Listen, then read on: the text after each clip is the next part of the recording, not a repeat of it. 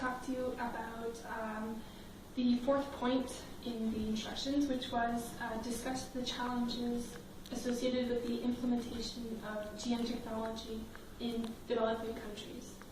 So I'm going to start off by saying that illiteracy and the fact that a lot of farmers couldn't read English was one of the major problems with the implementation of GM technologies.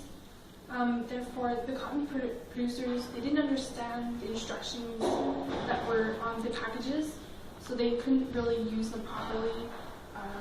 So that was like one of the main points. Also, the undereducation of people in developing countries. It was a lot higher from the people in the US, so that could have caused problems when it came dealing with the risks associated with pesticides and fertilizers and all of those things, especially being able to predict some of the climate changes and all those things. So that made a virtuous circle between education, public support, proper training. So the whole system of GM technology wasn't, it was rather a nuisance for poor countries. Also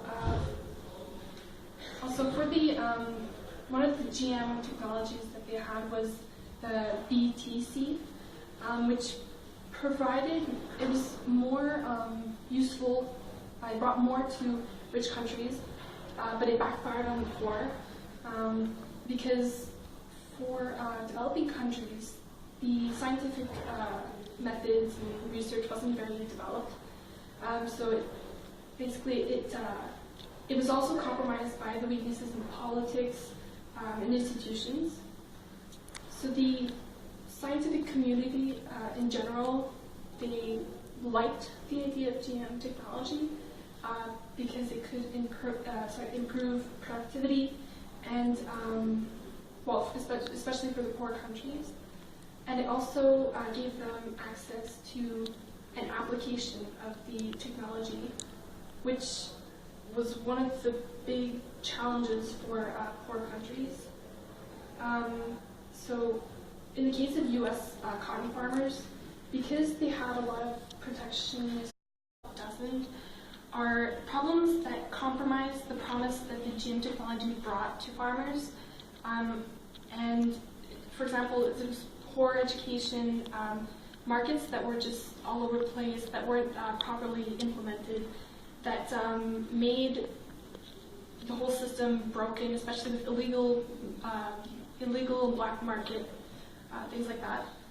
And also that each cotton growing region had its own little ecosystem, if you wish. They had their own seeds, their own insects. So a lot of the GM products couldn't necessarily be directly thrown to these people. They couldn't use it because it wasn't adapted to their environment, to the kind of pests and things they had. Even if they had the capacity of using them, it wasn't adapted for where they were.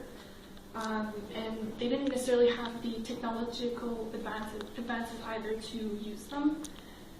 And the whole sector that was there to help the agricultural research in poor countries was virtually inexistent or just very weak. So the research that they do towards agriculture is it's very minimal, so they don't have any new technologies or new things that they can base themselves on. And they don't have, like in the book, for example, how the Texas farmers have the support of companies that are in the city, so they don't have the funding or the support that companies could give them to do their job.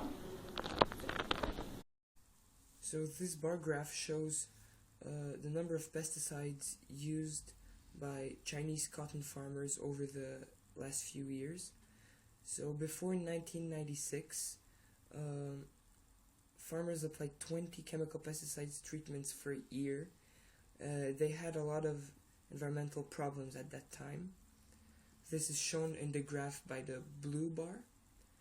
And in 1999, they had a big decrease in the usage of pesticides. They only used 6 pesticide sprays per year, and they had a lot of environmental benefits, but also higher profits for the farmers. This is shown by the red bar in the graph. And finally, the gray bar in the graph shows the number of pesticides used in 2004 by the Chinese farmers, and it's average at 18.2 pesticides per year, and this is caused by the coming of the BT seed, and there are new environmental problems at that time. In this case, the US have a comparative advantage on the developing countries because they can use the GM technologies with the lowest opportunity cost.